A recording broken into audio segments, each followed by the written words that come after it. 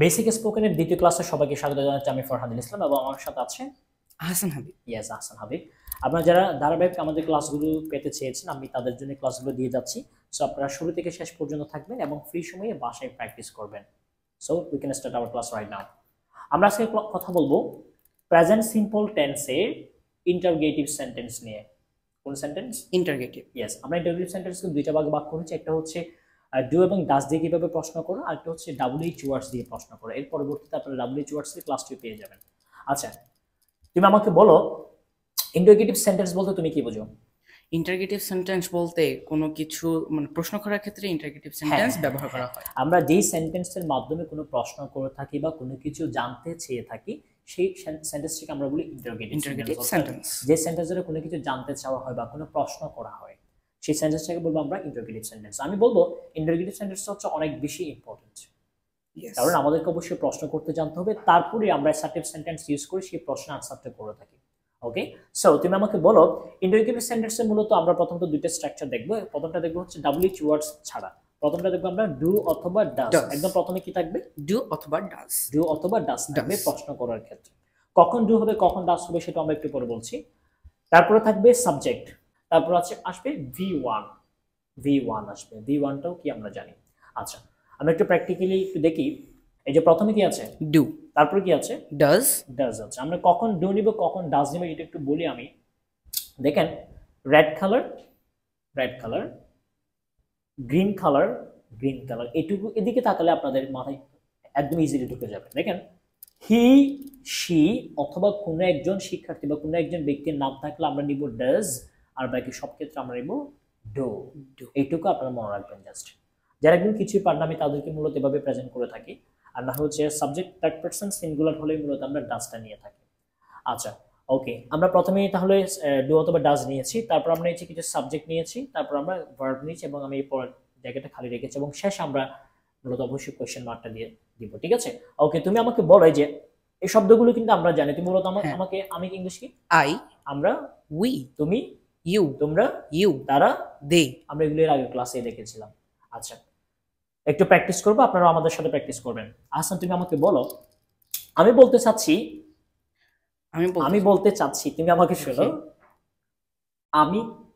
আমি কি করি, আমি বলতে চাচ্ছি আমি কি করি মানে আমি কি কাজটি করি, এভাবে এই কথাটা আমি বলতে চাচ্ছি। তুমি আমাকে বলো করাকে ইংলিশে কি বলি আমরা? ডু। ডু বলি। এটাও আমরা লাস্ট ক্লাসে দেখেছিলাম। সো তুমি আমাকে এবার বলবে, আমরা এই স্ট্রাকচারটি ফলো করব। আমি কি করি? Do I do. Do I do. Do I do.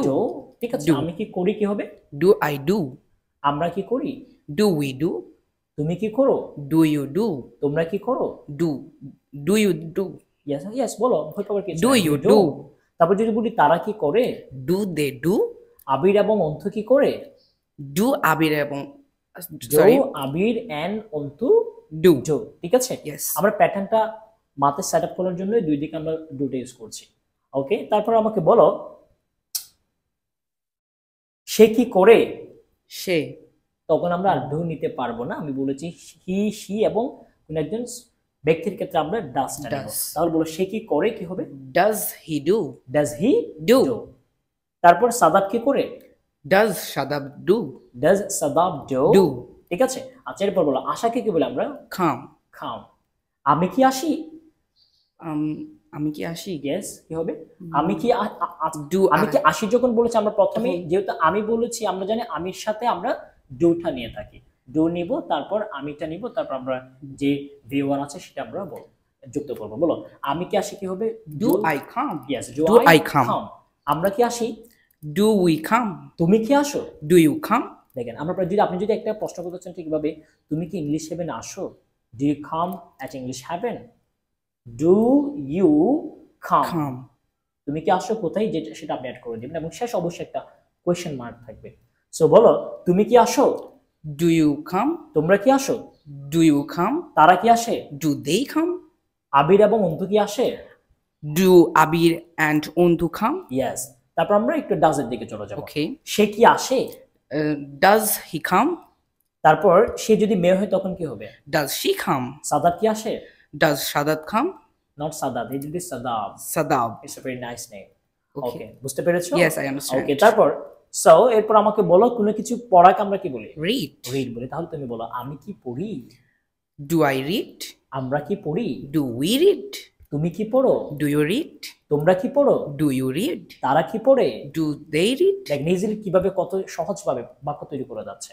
তারপর সে কি পড়ে? Does he read? Yes, does he read. দেখেন এখানে একটা সেন্টেন্স হচ্ছে আমি পড়ি আই রিড, কিন্তু সে পড়ে হি রিডস বলি।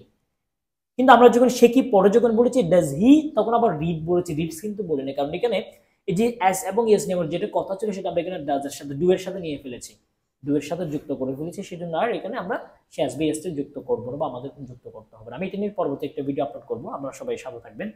আচ্ছা, এরপর তুমি আমাকে বলো কোনো কিছু লেখাকে আমরা ইংলিশে কি বলবো? Write. তাহলে বলো আমি লিখি। I write. আমি কি লিখি?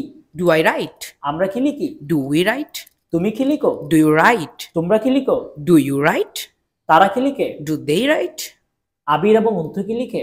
Do Abir and Untu write? Yes. সে কি লিখে? Does he write? Yes, exactly, does he Right. Right. আর যদি বলি সাদাব কি লিখে তখন কি হবে? Does Sadab write? Yes, exactly. তারপর বলো গান করাকে আমরা কি বলি?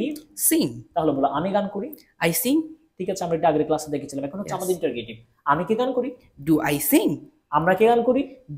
Do we sing? তুমি কি গান করো? Do you sing? তোমরা কি গান করো? Do you sing? তারা কি গান করে? Do they sing? আবির এবং অন্তু কি গান করে? Do Abir and Untu sing? এন্ডটাকে আমরা একটু কন্ট্রাকশন ফর্মে এন্ড বলবো, শুধুমাত্র এন্ড, ডিটা আমরা হাইড করব, ঠিক আছে? Okay. ওকে, তারপর বলো সে কি গান করে? Does he sing? সাদাব কি গান করে? Does Sadab sing? ঠিক আছে। Yes. পরিষ্কার করাকে আমরা কি বলি ইংলিশে? Clean. তাহলে বলো আমি কি পরিষ্কার করি? Do I clean? আমরা কি পরিষ্কার করি? Do we clean? তুমি কি পরিষ্কার করো? Do you clean? তোমরা কি পরিষ্কার করো? Do you clean? তারা কি পরিষ্কার করে? Do they clean? দেখেন কিভাবে ইজি হয়ে গেছে তার কাছে। তারপর সে কি পরিষ্কার করে? Do they clean? Sorry. Sorry, does he Does clean? he? Clean. Does he Clean. Clean. তারপর সাদাব কি পরিষ্কার করে?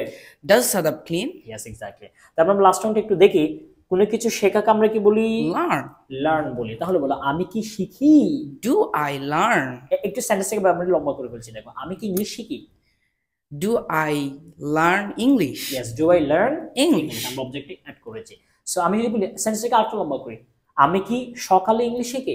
Do I learn English at morning? In the morning. In the morning. In the morning কি হবে? In the morning. Exactly. So বলো তুমি আমাকে তুমি কি ইংলিশ শিখো? আচ্ছা বলো তুমি কি শেখো? Do you learn? তুমি কি ইংলিশ শেখো? Do you learn English?